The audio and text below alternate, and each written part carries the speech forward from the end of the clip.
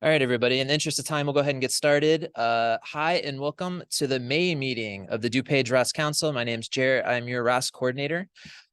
Could we please start by making sure that everyone is muted unless you're called on or unless it's a question and answer segment. If there's something you want to question or comment on, we'll try to make sure we get to you. But for now, if we could just mute to cut down on distractions. Also, everybody online, if you wouldn't mind putting your name and contact info into the chat, that really helps us with attendance. We submit that to the state and they like it when we do that. So in the interest of keeping the state happy, please put that in the chat. That would be great.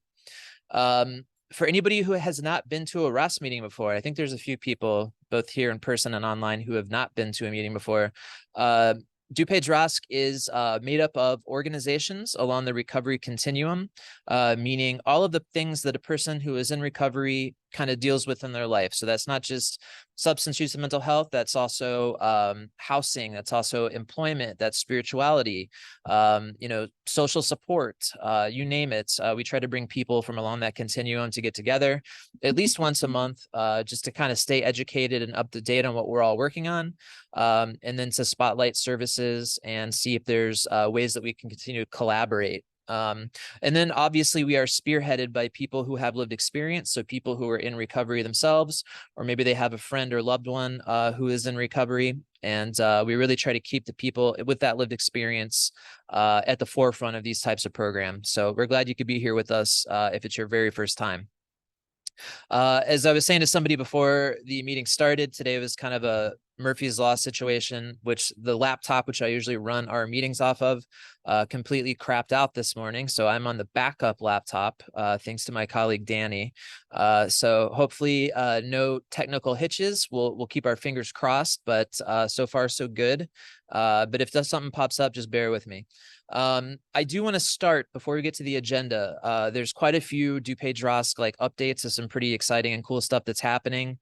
So I do want to go over a few of those things just to let everybody know what's going on. First of all, I wanted to thank anybody who came out to the DuPage ROSC game night last month, which was our second game night. If you've ever been here to Serenity House, even if you haven't, you can see the little thumbnail that says DuPage ROSC audience on here. That's our big hall where we run a lot of our events. But we've been trying to host sober fun events in here. And we had a games night last month. So we had like a bunch of video games set up, board games, cards. I bought like 14 pizzas, which is a lot of pizzas. And I was kind of like, oh, there's going to be a lot of leftovers. I think we went through them in like an hour. So that was, I'm glad I bought 14. But anyways, we're trying to do this at least quarterly. And ideally, we want to start doing something monthly. So when I get into like the upcoming meetings and events here in just a little bit, I'm going to kind of show y'all what the next one is. But this is a really good way to get plugged in, either for yourself or maybe you have a friend or family member who's in especially early recovery. I think one thing that we could all use more of is like safe, sober, fun events. I talk to a ton of clients and just people who I work with who are in early recovery, who's like, one of their fears is like, I've been told specifically like life is going to be boring now. There's nothing to do. We want to like provide events for people to come out and not only like have stuff to do, but be around other people who are kind of, doing the same thing they are. So I think it's a good way to build sober support networks for people who don't have one. So those events that we promote are always free and open to the public. So I would love for y'all to share those around. I always send those out like with my email blasts, but it's really cool to have those up and running and having people show up for those. I also want to let the council know updates on our Narcan wall boxes. So if you've been coming to our meetings for a while, that was like a big initiative we've been trying to push, was creating kind of like what we call like these Narcan access points in DuPage County, both through these installed wall boxes, but also vending machines. So this like past couple of weeks alone, 2 weeks ago, we put in our fourth box, which went into the Outreach House in Lombard. If you're unfamiliar with the Outreach House, it's a really, really cool food pantry, but also social service organization. So not only do they provide, food for people with low income, but they also have like a clothes closet. They have social services on site to help you sign up for things, not only, just employment coaching, but also housing. And we were really thrilled to give them the fourth box. So that went up in Lombard. Josh, my outreach coordinator, just got back from putting in the fifth box, which is now up at the Wheaton PD be in the vestibule. And I don't want to say the wrong thing, but I'm pretty sure that's like the only Narcan wall box that is like 24/7 access, because that vestibule stays open 24/7. So if you're out in Wheaton, you can stop by, at 2 a.m. if you wanted to grab Narcan for free out of that wall box. And then the 6th box is going to be going into the Glen Ellen Public Library. So if I may, just be really excited for a second. Libraries were an area that we have been like fighting to get into probably since we started.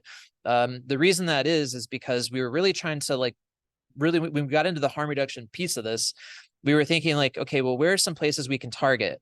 So as somebody with lived experience, okay, somebody who is a recovered opiate addict, and somebody who's was formerly unhoused. A lot of those people spend time and try to spend time indoors, and libraries is one of those places that they can go, not only to stay warm, but just to kind of be in a safe place. So we know for a fact that there are people who are still struggling with substance use and mental health challenges that are in libraries in DuPage County. So I really want to give like a hats off to Glen Ellen Public Library for taking that plunge with us. And hopefully that's the first of many, right? We want to make sure that we are trying to get these access points into as many places as possible. Probably over the next month or so, we're going to print out like a giant map of DuPage County and start to really identify like geographically where some gaps as far as these access points, but also like what are some more hotspots. And so I know that like Villa Park, West Chicago, even Addison. So these are some areas that we've targeted before. Sometimes because of disparity of services, sometimes because of just hotspots that have been reported for overdose. So stay tuned. Hopefully in the next year, we'll have like quite a few more of these places. If you have an organization, or maybe you're part of a town council, or you live in an area that you think could use one of these access points, you can always feel free to reach out. We make it really, really easy on our partners. When we put these in, you don't have to do anything. Like we pay for the box, we install the box, we make sure that Narcan is always filled. And not on top of that, we try to also put contact on that box. So people who are accessing it like need further services, right? So if I'm somebody who's maybe struggling, I need some Narcan, but look, I have a link here where I can contact somebody to maybe get into detox, or, maybe find recovery coaching or peer support. We provide those services too, coming off of that box. So if that's something you're interested in, feel free to reach out. We're always happy to talk to you about that. I did mention also at previous meetings about one of the areas that ROSC has been working in for the past 2 years is inside county jails. So we targeted DuPage County Jail a couple of years ago as a place that we could maybe get inside and start to kind of supplement services that are already have been inside the jail and been doing a really great job through Just DuPage. Started with 1 class 2 years ago, and now we are up to 4 classes we volunteer at. In addition, we are starting a painting employment jobs program where we can get people trained on how to do like industrial house painting, drywall, and hopefully that'll be partnered up with painters unions. So when these folks get out, they have a little bit of hope as far as possible career paths. I also want to announce that we have gotten accepted into Kane County jails, which is our neighboring county, to start doing some of that same work. So we're going to start to do some reentry work inside of Kane County jail, which I'm really, really excited about. It's been really gratifying work. And every single person who has kind of worked with ROSC or volunteered through ROSC who's gone into the jails has said the same thing. It's just been really gratifying being able to reach those people who are still inside, and then hopefully give them, like we said, a little bit of a lifeline when they get out. I think it's hard enough to re-enter society from corrections if you don't have a substance use issue. If you do have a substance use issue, it can be doubly hard. So it's been great to be able to make those connections and continue to kind of grow that. Lastly, before I get into the agenda, I also wanted to announce that ROSC has partnered up again with the PLT, which is the Prevention Leadership Team out of the Health Department, which does a lot of work with prevention, education in schools, for a grant for the strategic prevention framework. So specifically, we're going to be working on getting people SBIRT trained, which is a brief screening process to identify mental health and substance use issues with people, but also creating what we call like parent cafes. So kind of like educational sessions, whether that's something like Narcan training, or whether that's an education on a specific topic related to substance use for parents specifically. So we're going to be starting that. Well, it's already rolled out, but it's going to be happening over the next few years. So I just wanted to keep everybody updated on like some of these initiatives are going to be rolling out over the next few months that we're pretty excited about. And there's always ways that you can get involved in those. Some of those are just volunteers, or if you just want to attend some of those things, we're always thrilled to have people from the public come out. So with that preamble out of the way, I'm going to share the screen here and go over some of the agenda and a few upcoming meetings and trainings. Bruce, you're my first square on the screen. Can you give me a thumbs up if you can see that? All right. Thanks, Bruce. Appreciate you. All right. So the agenda for today's meeting, we're right about here. We're going to preview some of this stuff right here. After these previews, I'm going to get Danny Sorbis on with me to talk about this WhatsApp referral group update. After that, so this month's veterans issues. So with us, we've got Joshua Taylor, who's not only an Air Force veteran, but also a veteran employment officer at Midwest Shelter for Homeless Vets, to talk about a little bit about their organization, the services they provide, and maybe some of the unique challenges that some of their clients face as veterans. Also, Michelle Agustados, I hope I said that right, Michelle. I'm sometimes terrible with pronunciations, who works over at Hines, and I want to get her on for just a couple minutes to talk about some of the work that's being done over at the Hines VA for veterans. I have, if you look in the camera that shows the audience here, a couple of our buddies from Winnebago County came all the way out. You can give them a wave. They came all the way out from Rockford, so we're glad they're here with us. So I might try to throw them on the mic for a minute or two. And then I've also got some folks here in person that we're going to probably get some updates from as well. A jam-packed show. So on that note, we'll go ahead and get this stuff started. Next week, some of you have attended our presentation series. If you have not yet, that is a way that for us to, this is Zoom only, by the way, dig into a topic a little bit deeper. Sometimes in these presentations at these meetings, we don't have a whole lot of time to get into it. So next week on Wednesday, we're going to be talking about esketamine for mental health challenges. So some of you may have heard about ketamine treatment. Specifically as a way to treat for, anxiety, depression, PTSD. It's a relatively, I want to say relatively newer practice, but it is something that is offered in our area. So we've talked about psychedelics and we've talked about, transcranial magnetic stimulation. We really want to get into these presentations that shows some kind of like alternative ways of treating these things. So we're excited to talk about esketamine for that. So that'll be next Wednesday. On that Zoom, you can take a snapshot.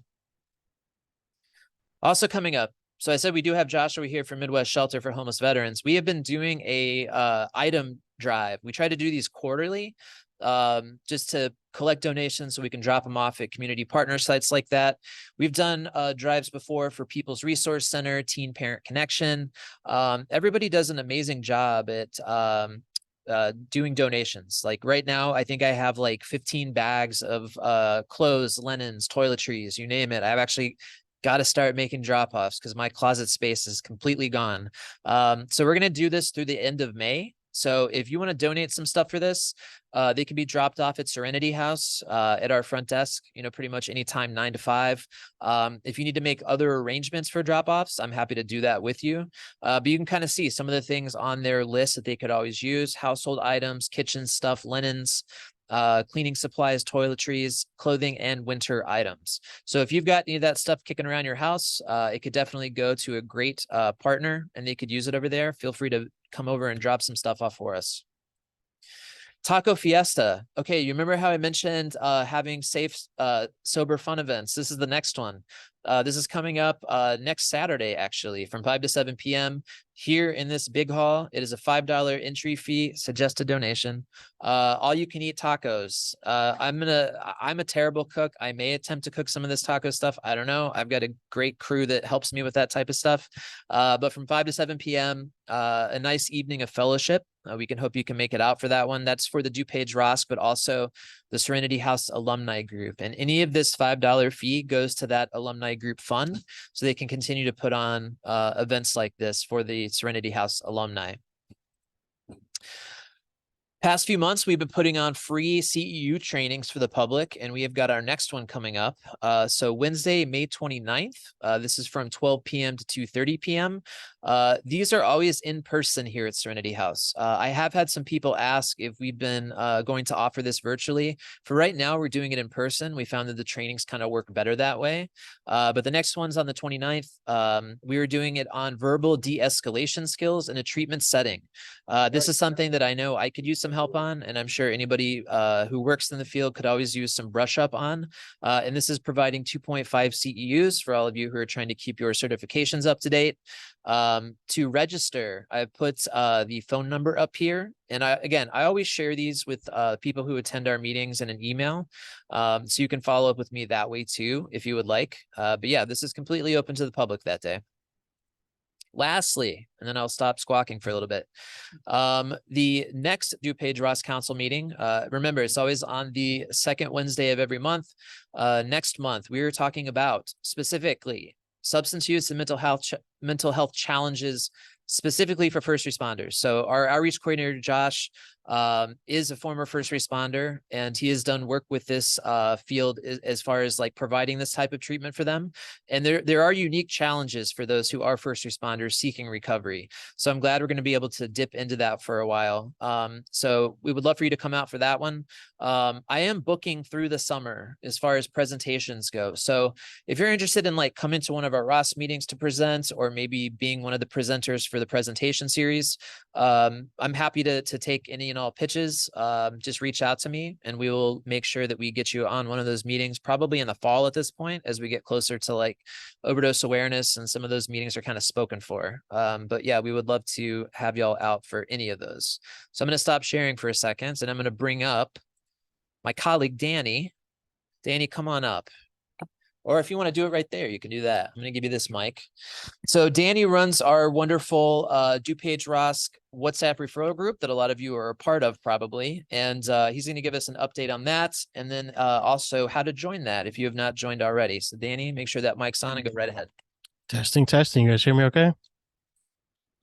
Thumbs up. All right, cool. Thank you guys. So our WhatsApp referral group, the way it kind of started, it was a text thread between Jared and some other people in this room, like Mike Wood was on there, I believe, right? And people were falling through the gaps in treatment, and we wanted to kind of stop that. Unfortunately, with different carriers, you can only have so many people on a text thread. So we said, how can we make this bigger? How can we reach more people and help people not fall through those gaps? So we launched the WhatsApp referral group last February 1st of 2023, and we are now at 98 members, which is awesome. This past month, we've been joined by the following organizations: King County Sheriff's Office, Hines VA, Wolfpack Therapy, Grace Bible Church at Elmhurst, Illinois Harm Reduction and Recovery Coalition, Northern Illinois Recovery Center, River Edge Hospital, Serenity House, and YWCA. Over the last month, we've been able to provide referrals for the following: detox and residential treatment, PHP, IOP, outpatient benzo taper programs, medication management, sex offender housing, Sublocade providers, transportation, methadone providers, DUI legal services, DUI evaluations in King County, Suboxone providers, grief support groups, free mattresses, pain management, eating disorder therapists, resources for women trying to leave abusive relationships, Spanish-speaking resources, and sober living. He did that all with one breath, by the way. I had to. Now it's time to name this month's referral MVP. The individual who provided the most referrals in this month's referral MVP is Kylie Sanko from Geode Health. Thank you, Kylie. And whether Applause for Kylie, everybody. All right. Whether you provided or requested 1 or 100 referrals, they are all meaningful into helping our clients and those we serve, and we thank you for your support. You do a great job running that WhatsApp group. If you're on there, he keeps that thing humming. And as you can see, there is a huge amount of things that are being referred on there. It is not just detox. You heard a little bit of everything.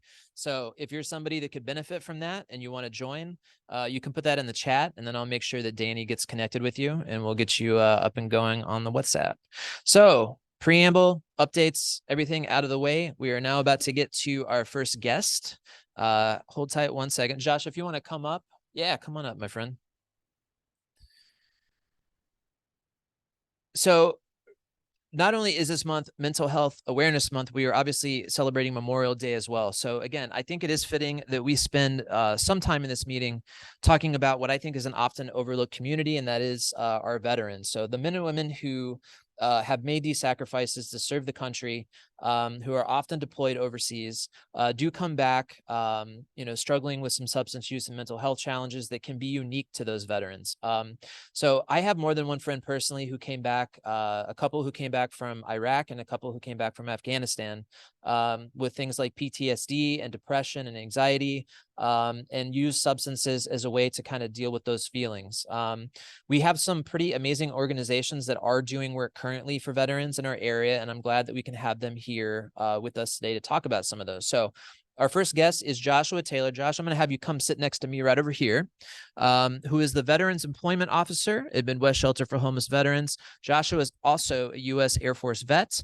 I'm glad we have him here with us today to not only talk about, the services offered at Midwest Shelter for Homeless Veterans, but maybe he can also speak to some of the unique challenges that is facing that population in DuPage County. So I'm going to make sure that your mic is on, Joshua, and I'm going to pull up your website. We can have that up on the screen as we go. So let me share that real quick and we'll get going.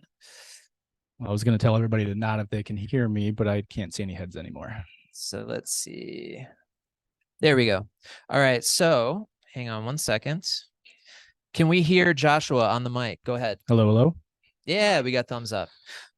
So Josh, glad to have you here. So why don't you tell us a little bit about Midwest Shelter for Homeless Veterans, maybe just a little bit about the history and then some of the services that are offered over there. Sure. I'll start off by kind of actually going with the services because I want to say thank you all for the donation drive that you're throwing for us. That goes to support any number of our 6 programs, mainly our Freedom Commissary program that serves the other 5 in different capacities. So we've got different housing options for different veterans, male and female. We've got 2 different affordable housing options, one for males, single males, and one for single females in Wheaton. Only 3 beds for the females in Wheaton, and only 6 beds, individual units for the men in Wheaton. We're trying to expand that. The state of Illinois is kind of getting a little bit more aggressive towards homelessness, and it's a different conversation for a different time. But just keep looking out for, some expansion in some of the either DuPage or Will County areas. But our transitional housing is the flagship kind of program of our organization. It is the house over there on West Street, if you're familiar with downtown Wheaton, big sign in front of it on the other side of the train tracks.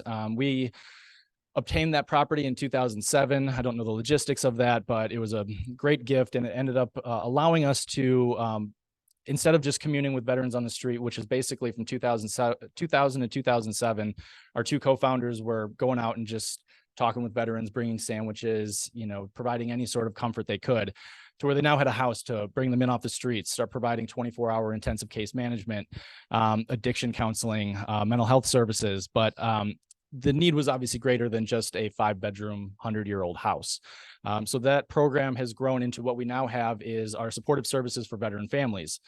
That's our largest program. It's a VA-funded program. It is 2-pronged kind of. It's a rapid rehousing model. So if there's somebody on the streets living in their car, whatever the crisis situation is, we resolve that first and foremost. There's no 30 days proof of sobriety anymore. All of that is all out the window.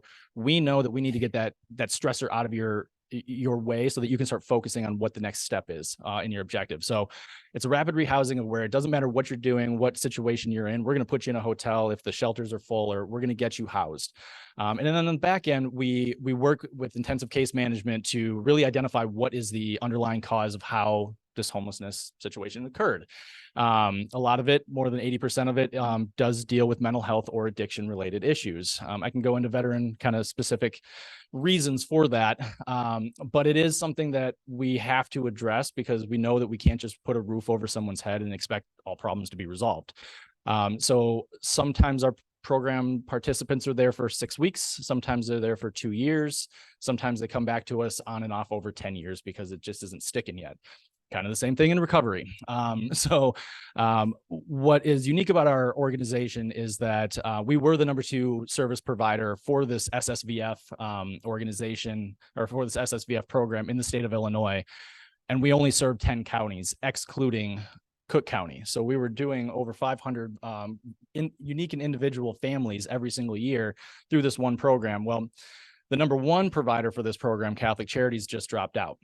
They said, we don't want to really deal with veterans anymore, not like in a disparaging way. I'm not putting them down by any means. They just have a capability way, probably capability and I guess priority. They just wanted to focus their efforts on different areas. So it's totally fine. But in doing so, they politely bowed out, and we absorbed all of their clients in Cook County and all these things that we are going through some growing pains. But that is what kind of leads me to the purpose of the organization. Is our goal is to end veteran homelessness. It's not, like a cliche or anything like that. We have targeted approaches on how we want to do it. State of Illinois doesn't make it easy. Renters cap, there's no renters cap for what landlords can and do to us.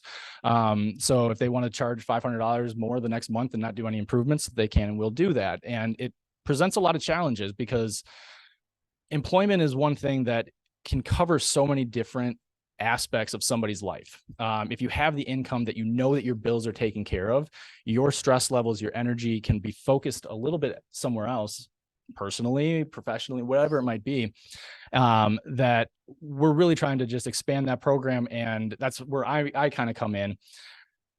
I'll tap into a little bit of my own personal story and kind of touch into what veterans kind of face, because I feel like I've touched a little bit on the gamut. I served for 12 years from 2002 to 2015 in the United States Air Force as an air traffic controller. Combat veteran, even though I never fired a weapon. I was in combat areas, so I'm labeled as a combat veteran. I hate that label, but it is what it is. While I was active for 12 years, I didn't really see anything. My trauma didn't come from military experience. I do have diagnosed PTSD. I am in recovery myself for the last 8 years. Congratulations. Thank you. There's a lot of things that even just going to boot camp, if you just graduated boot camp, the transformation that you see, you don't see it because you just have to adapt and overcome. But family members, if you have family members or friends that have served in the service, you see them after they come back from boot camp and they're a different person, whether you like it or not. Usually it's for the better, but not always. So just that, along with the progression of what the military culture brings, it just presents so many different traits to an individual that I guess a common person who grows up in high school, goes off to college, gets their first job, starts a family, and retires. It's completely different from that. And so there's a lot of different aspects of feeling isolated when you come back and try to acclimate into a civilian population. There's a lot of underlying your own issues and trauma because you don't feel like they're as worthy as other people, what other people went through. It's a lot of minimizing. And when you neglect all of that mental health, it can boil up and lead to a crisis point. And that's exactly what happened to me just 2 years after I separated from the service.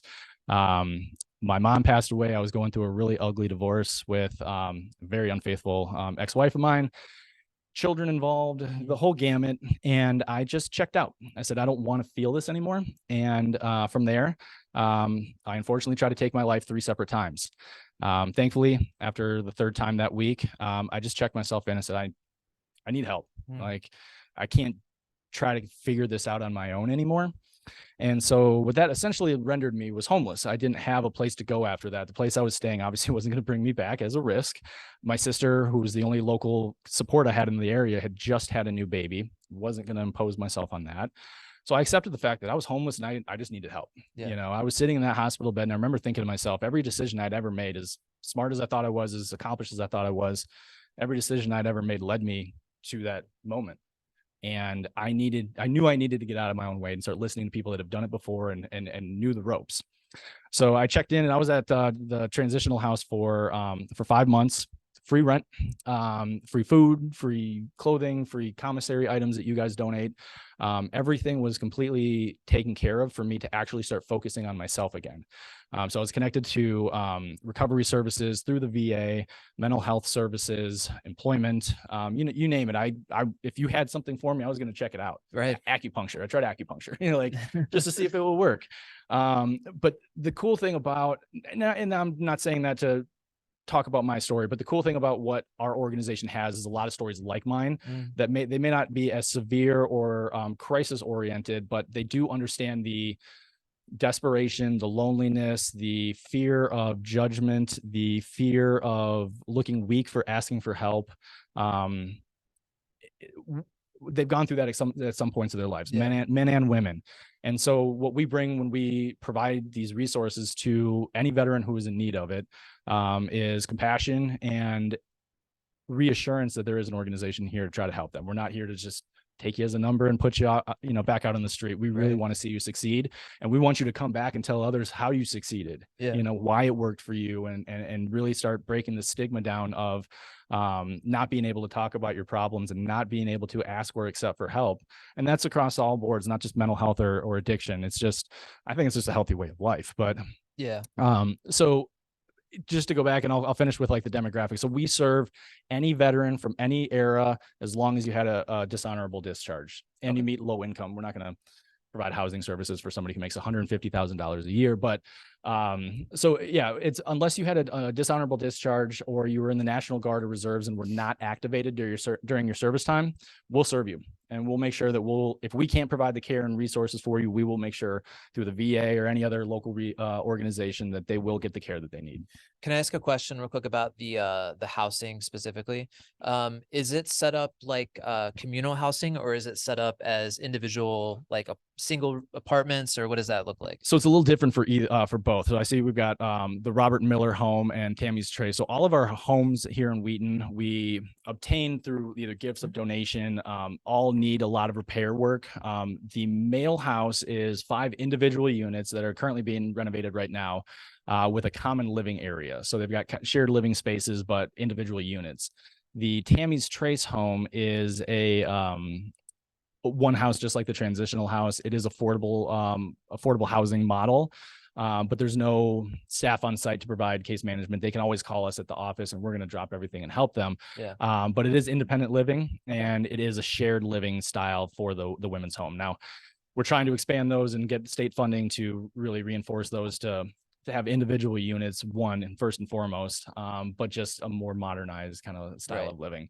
Is there, as far as their access to therapeutics, is there like clinical staff on site? Is there peer support on site? How do they get that set up for themselves? So on site, we do not have clinical support. We utilize a lot of the VA for that. VA and us work hand in hand every single day. Yeah. So we really try to encourage that, just because the VA has they do a great job of being able to kind of monitor or keep oversight on veterans once they're in the system. So it's always good to have, especially dealing with either transient homelessness or chronic homeless individuals. It's really nice to at least have them in a system and be like, hey, they were seen at one point, they're good. We want to make sure that we can use that information to better assist them in the future if we happen to encounter them again. But we are, because of this expansion with Catholic Charities sort of gracing us with all of these clients, it has brought a lot of extra funding as well, which we do understand and need the importance of having a clinician on site. So we're more to come, but we've always wanted that. Now we kind of have the capabilities of it. Yeah. So before I open it up for some questions, if you're looking at like what the needs are, so beyond stuff like Freedom Commissary that most people can help with by doing donations, if there are people at the meeting who are maybe work with different social services, or maybe work specifically in substance use or mental health, is there any room for collaboration, or is there any way that we can help Midwest Shelter in the work that we do? Absolutely. Any veteran service organization that is providing direct services to veterans, we want to provide any care and support that we can. Our Freedom Commissary is used a lot in our outreach as well. Everybody's going to want free stuff, especially essential items like paper goods and cleaning supplies. But what that also lets us do every month when we get to drop these off is we get to have these interactions with these individuals and ask them how they're doing, and see if there's any other services that either we or another service provider might be able to help them with, because it just takes a conversation to really understand what's going on with somebody, and and to make a connection. Exactly. An authentic connection. Exactly. So I'm going to stop share for a minute. The website is helpaveteran.org. So I'm going to open it up for questions and comments. If you're on the Zoom and you want to ask Joshua anything, you can raise your tiny digital hand and I'll look for it. If you're here in person and you want to make a comment or question, you could come up and just ask for the mic and I'm happy to hand it over. Any questions or comments for our friends here? Mike, you want to come on up? All right, I'm going to repeat it. Yes, correct. Just a dishonorable discharge is the only disqualifying discharge. Yes, every other than honorable, general, even uncharacterized veteran. That's usually the veterans that go in and then something kind of happened, like there was a legal case that was pending that they didn't know about when they went off to boot camp. It's like, oh, now you're not good. You can't do this anymore. So all of those will include, just as long as you didn't do anything to screw up. That makes sense. Yeah. Yeah. Anybody else in person? How about online? I don't see any tiny digital hands. Well, listen, if anybody has any questions, like after the meeting, we can connect you with Joshua, and then I'll make sure I can share his contact info with anybody that needs it. Again, we're doing that drive for Midwest Shelter through the end of May. So we heard about the needs, great organization. So if you're thinking about donating, let's do it. Let's try to get as much stuff as we can, so they can continue to do that great work, but good outreach too, with a lot of those items. So, Joshua, thanks so much, man. It was great to have you Jared. I here. appreciate it. All right. Now, actually, before I get to Michelle, Tom, can I have you come up here for a second? I do want to recognize somebody here. I know I kind of pulled you up here. I just wanted to recognize somebody. This is Tom, who has worked for Serenity House as a senior resident, that's what I was at one point in time. It's kind of one of the more thankless jobs you can have here in the house. It's like it's almost like an RA in a dorm, but in the dorm, everybody is in recovery. So you can imagine the shenanigans that we can get up to. But I did want a couple minutes with Tom because he is someone who is a veteran. And so I just wanted him to maybe just introduce yourself and maybe talk about, your service, but also maybe how that has reflected your own recovery and maybe some of the stuff you've gone through as somebody in recovery. Yeah. So my name's Tom Beretta. You can talk kind of, Yeah, I didn't know how it works. Yeah. So my service was from 2000 to 2004. I was in the United States Navy. Like Josh actually said, where'd you go? Also combat veteran, but I hate using that term because technically I was not boots on the ground. So, it's just one of those weird things. So my military service actually did play into my part when it comes to recovery. Both the start of my recovery and the start of my addiction. Not only was I your stereotypical drunken sailor, but the military actually forced me to go into rehab the very first time. So I've kind of been battling that for 22 years now, on and off. And so I was actually talking to Michelle, correct? Yeah. As this meeting was going on, I was messaging her. Oh, nice. Yeah. Because I was just wondering what department she worked in, because I've been in and out of the Hines VA. There's 2 units. There's two south and 2 north, and that is their psych ward and their rehabilitation center. I was in and out of there 5 or 6 times between 2020 and 2023 until I got sober, which I have been now for a little over a year. Congratulations, by the way. Thank you. Yeah. So yeah, she'll talk about probably what she does, but she works suicide prevention. And, I was flagged as a high risk patient. So I dealt with not her personally, but many of her team members and stuff like that. So, they're also the reason that I ended up here at Serenity House, it was the 2 North unit that got me to come here afterwards. Yeah. So, Well, listen, Tom, we appreciate you. You did a great job as senior resident. And I think that as someone who has served and somebody who's in recovery, you have a lot to give to people who come into the house or just in general who have the same background, because it is a unique approach, right? Like I'm in recovery, you're in recovery, but I'm also I have never served. So sometimes if you can find somebody who has both of those, you're able to connect at an authentic level and maybe find some of those unique challenges that maybe you face too. Oh, most definitely. And I know like Josh will understand this. I was talking to someone else about this the other day. One of the things when dealing with veterans and in recovery and like homelessness, as he's talking about suicidal tendencies and stuff, we deal with things in a much more direct, do as I say kind of way, where in, therapeutic settings nowadays, they want to really work with you and understand more, where we just have it beat in our heads where just do what I say and it'll work out. Right. Yeah. So. Well, absolutely. Well, Tom, thank you so much again for being here. Thank you for your service. And thanks for letting me surprise you. I appreciate it, man. Everybody, a round of applause for Tom. I love surprising people at meetings. All right. So next up, I am going to get to Michelle. So Michelle Augustados, did I say that right? Is it close enough? It's definitely close enough. Yeah, it's Augustatus. My dog. Augustatus. Yep, my dog Okay. is really gonna start whining as soon as I Okay. talk. Sorry. You know what? That's fine. We love dogs here. So Michelle is a licensed social worker with Hines VA. Well, We did connect with her recently, mostly to kind of see how ROSC could maybe collaborate with the VA, to maybe help with services and referrals for vets. I just wanted you to talk for a couple minutes to maybe talk about the work that is being done at Hines. And then if there is, again, like we said, anything we can do, maybe some of the needs at Hines, or maybe some of the areas of like collaborative work with the veterans who are dealing with substance use and mental health challenges. So I'll give it to you for a couple minutes. If the dog starts, we'll just, we'll bear with it. thanks. I apologize ahead of time for his whining. So I am the Community Engagements and Partnerships Coordinator at Hines. That is a completely crazy title because I don't think it really explains what I do. I am basically I'm a social worker, and I do outreach and public education on veteran suicide and preventing suicide for veterans. So what the VA has done is they created my position about 3 years ago. There's one of me at every VA hospital in the country. And this was created as a response to veteran suicide. They have a strategy called Suicide Prevention 2.0, and the goal is to decrease and completely eradicate veterans dying by suicide. So we have three things that we're focusing on. So we want to identify service members, veterans, and their families and screen them for suicide risk, promote connectedness and improve care transitions, and then increase lethal means safety and safety planning.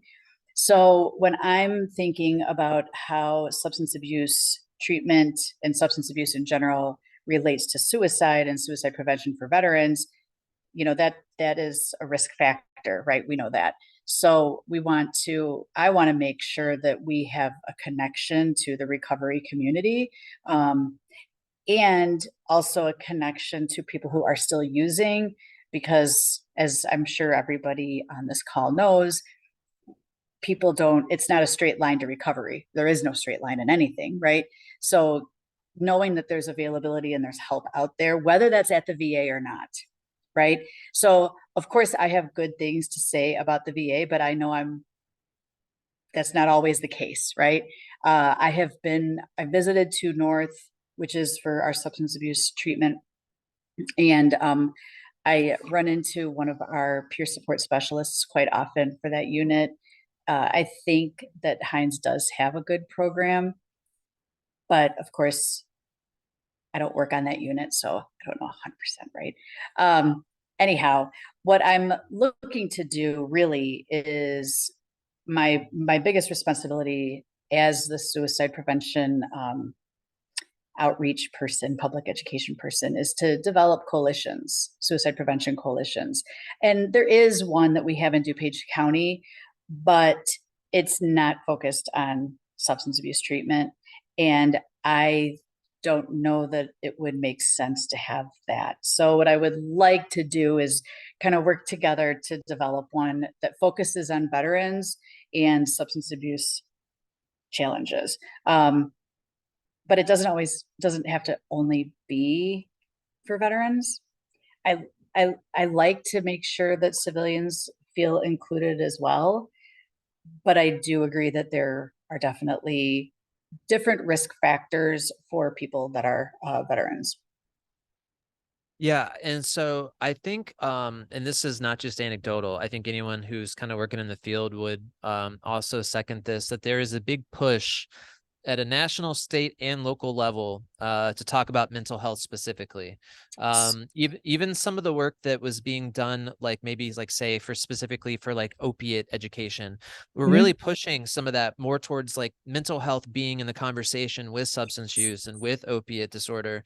And so I think that there's a larger conversation about, you know, making that coalition that's you know, out to work on eradicating suicide for veterans that is kind of under that mental health umbrella. And so I think there really is room for a coalition like that with a lot of us who are already kind of doing that work. And as I said at the beginning, you know, we really try to focus not only on like the stuff that we know there's great services for, like we know, like, you know, NAMI DuPage does great work and the hospitals around here do great work, but there's also underserved populations that are here too, you know, and stuff like veterans is one of those areas where, you know, the suicide rate is so much higher than the general population. And, you know, what can we do to kind of create those types of coalitions? So I'm sure there are like a dozen people on this call or in this room that would be happy to sit on a coalition like that. It's just about kind of putting the wheels in motion. So, you know, as that moves forward, is there any news on that, or are we just are you kind of just like looking for members and stuff right now? Looking for people that would want to like co-lead and work together with me, and then members, people that want to participate and, you know, figure out what we want our focus to be, because all the coalitions that I work with or co-lead have different things that they focus on. I'm starting one in Will County, and they really want to focus on homeless veterans. So I'm just there to be the support, right? And to provide maybe some of my knowledge and expertise on suicide prevention itself. And then how the veteran experiences things based on what education I have, because I am not a veteran. Right. So it goes back to my clinical understanding of how things work and harm reduction. I mean, the fact that there are the Narcan is becoming so much more readily available is a huge relief to me, you know? Thank God, right? Yeah. Totally. Yeah, absolutely. How about this? Does anyone have any questions for Michelle while I've got her, either on the Zoom? Again, feel free to throw your little hand up and I'd put you on, or in person if anybody here has any questions. While I'm waiting, I heard the dog. I'm sorry. What kind of dog is it, by the way? Can I ask? Yeah, of course you can. He's half pit bull and half American bulldog. Amazing. And yeah, he is completely obsessed with me, and I don't know what. Well, I'm glad he could attend the meeting too. Yeah, too. So I don't seem to have any questions. So how about this? Why don't we just continue to stay in touch? And again, as the need for that coalition comes up and there's interest in it, maybe from this meeting too, I can try and connect you with those people. And then let's continue to try and get those works done because they're just obviously very, very needed. Yeah, and if anybody has questions about the VA or wants to be able to like connect with the VA and they have questions, you can reach me. I've only been at the VA since August of last year, so I probably don't know. I don't know a lot, but the ability to have me connect people with people who have the answers, that's pretty easy to do. Yeah. Well, Michelle, thank you so much for coming. We appreciate it. Thank you for the work that you're doing. Thank you. Thank you for the work you're doing. And I hate to be rude. I have to log You gotta off. run. Go run. I have another job to get to. Listen, we're all running from meeting to meeting. I get it. Thank you for coming. We Thank you appreciate for it. having me. I appreciate it. Absolutely. Absolutely. So we got about 10 minutes left. I do really quickly want a couple of minutes with, like we said, one of our friends from the region. Eric, can I talk to you up here for just a minute or two? Again, I don't mean to surprise you. This is what I'm doing today. I'm surprising people. But I am bringing up Mr. Eric Williams. Come on up. Grab a seat next to me. Now, Eric is the coordinator for EDDR, which is in the Winnebago County, which is in Region 2. If you're unfamiliar, DuPage ROSC is in Region 2, which is kind of all across the front strip of Northern Illinois. And Eric is part of that team in Winnebago County. And so he is here in person, which is great. They drove about an hour to get here today. We're really happy to have him here with us, him and Richard, who you can probably see in the DuPage audience. Maybe he can wave too. There he is. He's got a great hat on. Why you can call him up? Do you have the mic on? So we'll flip. Oh, it's on. Yeah, there we go. So Eric, just wanted you to introduce yourself. Maybe talk just for a minute or two about Winnebago County ROSC, some of the stuff you're working on, and how people can get involved if they're up in that area. Okay, first of all, thank you everyone for inviting me, Jared, Annie, and for everyone that's on the call. So we're located in Rockford, Illinois at 319 West State Street. We've been up and running almost 2 years now. Get a lot of pointers from Danny, and that's why we're here today. They told us to come see how the experts do it. Oh, stop that. But I'm very impressed. I'm very honored to be here. I've the WhatsApp, we're working on that as well. I see the fruition of it from all the different referrals. So all of that work is great. This is my first time to Serenity House. It's an amazing place. But as far as Winnebago County, we're still trying to break down barriers, the criminal justice system, the Narcan distribution, the harm reduction stuff. There's a lot of stigma still. Trying to get into the county jails. I'm listening to you guys. I'm like, I need to move to DuPage County. Well, how about the you guys have a partnership with Live for Lolly up there now, right? Absolutely. So, which is great. They are the RCO. So a lot of the harm reduction equipment, they are able to get that for us. And we do a lot of distribution at the Rockford Rescue Mission and all over town. But just, it's a slow process. Recovery. I mean, but the thing for me is, I think even with the Narcan distribution and the way we think about it, I'm a person with lived experience, 23 years. And see, I'm trying to be like you. 23 years. Oh my gosh. Yes, Congratulations. You're only 24 years old. What do you mean? But no, just, I don't, it's just a sense of urgency with the overdose. I lost my brother to overdose a couple years ago, and just the way we think about it, and maybe people on this call, you may want to think about it differently. I heard you saying the library and other places like that where people are actively using. I think that we need to reach out more to families and friends of people who have substance use disorder. When my brother overdosed, he was with 3 other people who have substance use disorder. No Narcan, but when I cleaned out his apartment, he had a dresser drawer full of Narcan. So just getting it to, they had taken him into the gas station to try to get ice and all of that kind of stuff to revive him. Nobody in the gas station. So if we can get as much Narcan out to those places, maybe not what people are actively using, but what people just in general, who are in their right minds can administer it, I think that would also be a great idea. So again, I just feel really honored to be here to see how the expert. So glad to have you. Radio personality ever? I used to couldn't wait to get up here. I thought he has notes or something, right? So in a former life, I was a radio producer. I believe that. Yeah. I thought he had notes. Excuse me, y'all. I just had to put that out there. Well, Eric, we're so glad to have you guys here. We love what you're doing, and Danny and I are always happy to come to your meetings, and just to see you guys in general is always nice. So, and good. For those of you all on the call, all of the ROSC councils, we're like a family. We get together periodically. We support each other. I see Ben's on the call.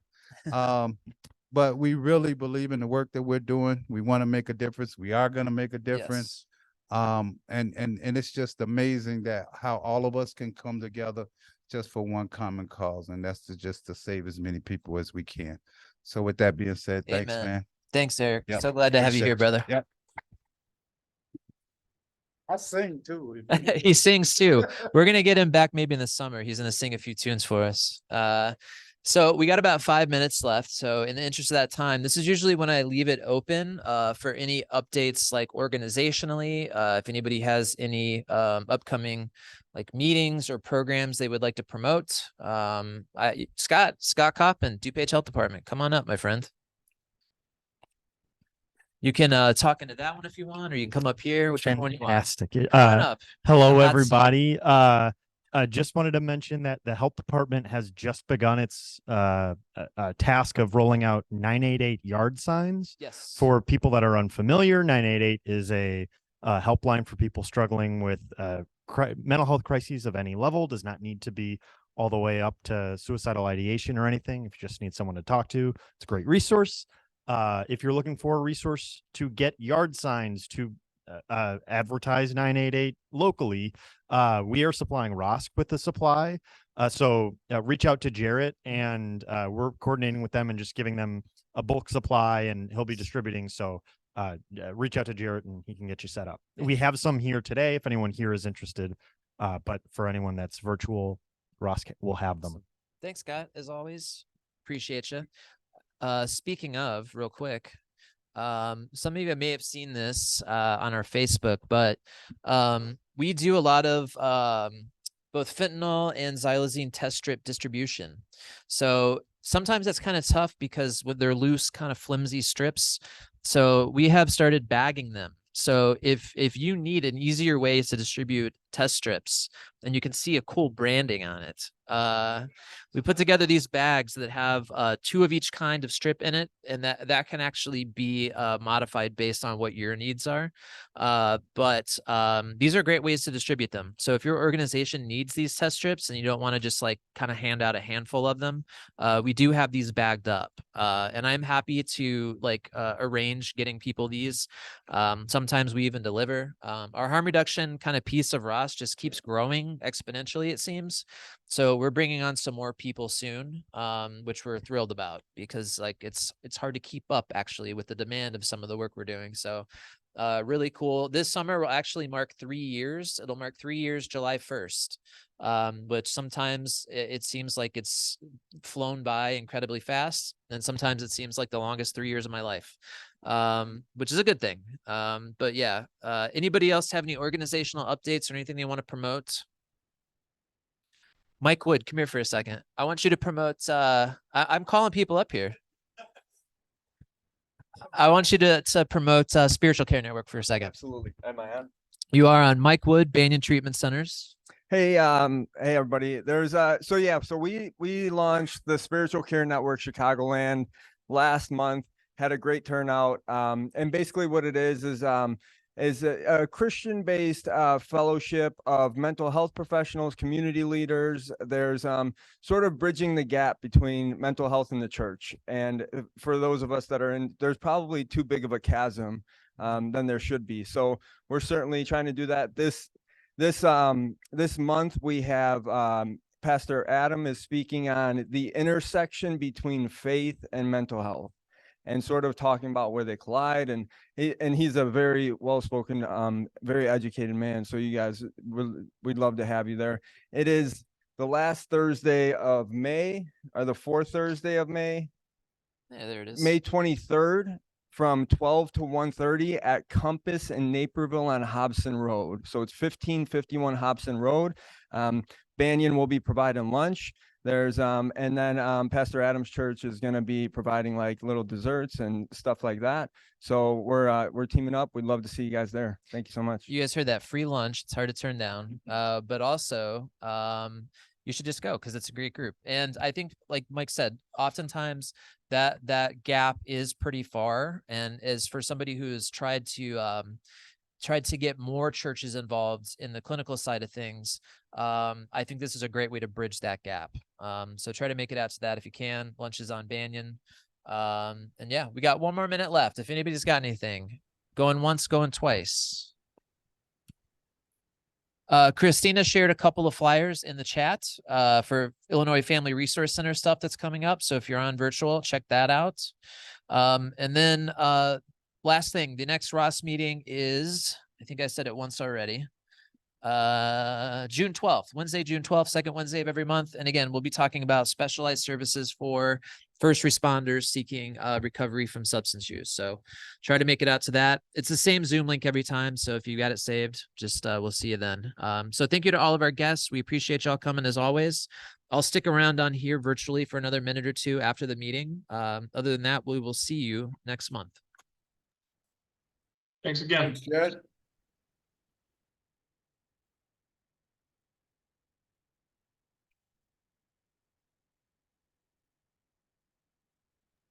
Thanks for coming, everybody.